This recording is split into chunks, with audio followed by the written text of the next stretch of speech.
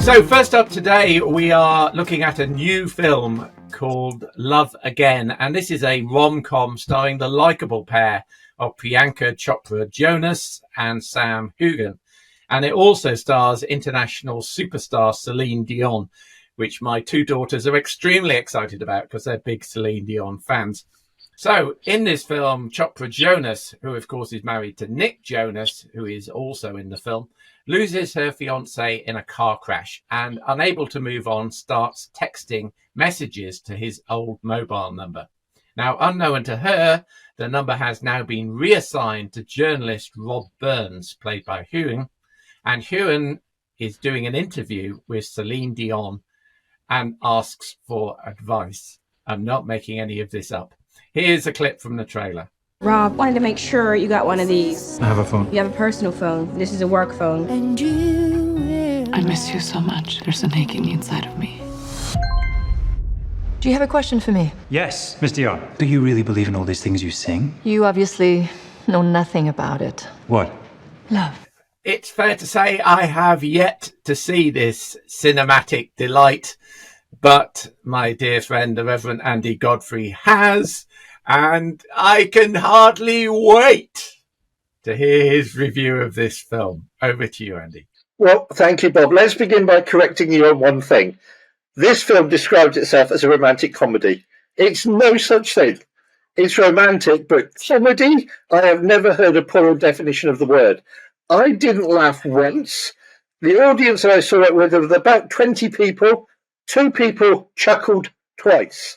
The trailer says this is a romantic comedy of the year. I do hope not, because it just isn't funny.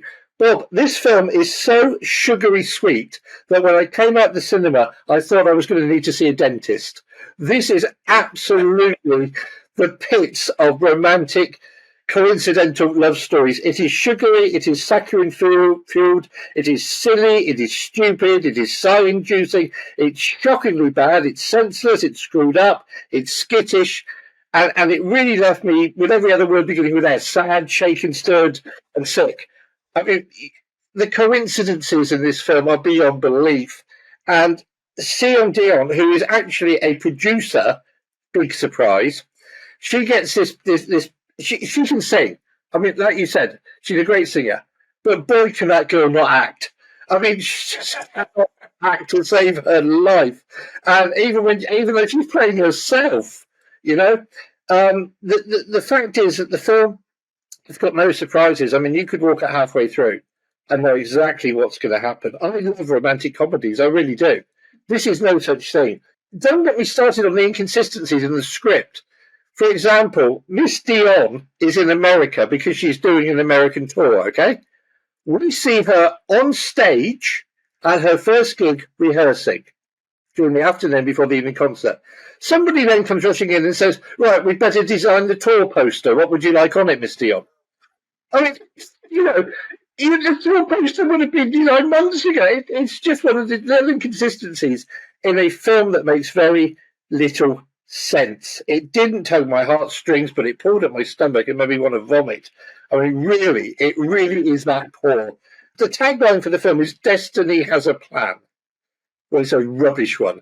It's an absolute rubbish one. And in fact, don't look at the trailer, don't look at the poster, because the poster actually has got the end scene of the film on the poster. It is just diabolically bad, and I couldn't wait to get out of there. And as soon as the credits started, I thought, oh, great, thank goodness for that. And then, to add insult to injury, there's a mid-credit scene. And you just go, no, please, end, just please, will you end? You know, and people were running to get out of the cinema. It's really poor. It wasn't setting up for a sequel, was it, the mid-credit scene?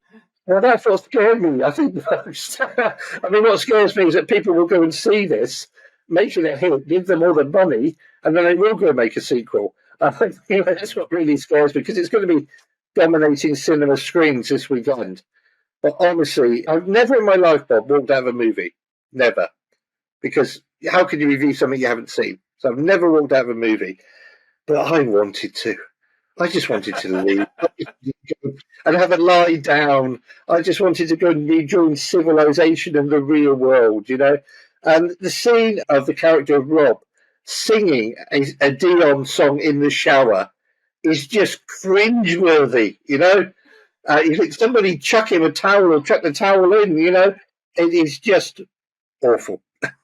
I suspect that this is going to be a Marmite movie. We're in the camp that hate Last Christmas, and I suspect, although I haven't seen it yet, we will be in the camp that hate this film.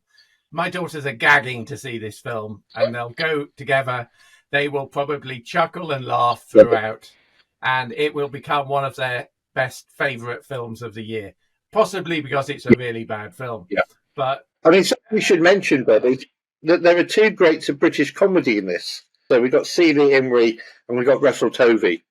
They are asked to play their characters with American accents, and it doesn't work. I mean, it really doesn't work. Russell Tovey's American accent is all over the place. Literally, every scene he is in, including one of those sort of montage scenes that's repeated again and again when he's standing in the lobby of a hotel and somebody runs by him, and then the next day, his accent's different in each scene. He's all over the place. One minute he's a Southern American, the next minute he's from North America, next minute I don't know where he's from, probably Canada. But it really is poor. If you're going to hire Brits, let them be Brits, for Pete's sake. I hardly dare to ask you, but a score out of 10? 1 for the soundtrack. Okay, so that's 1 out of 10, our lowest ever rating on Flickering Dreams for Love Again. So although this is only based on Andy's review, and I'm sure other opinions are available, Love Again gets a stonkingly low 1 out of 10, making it an absolute blinding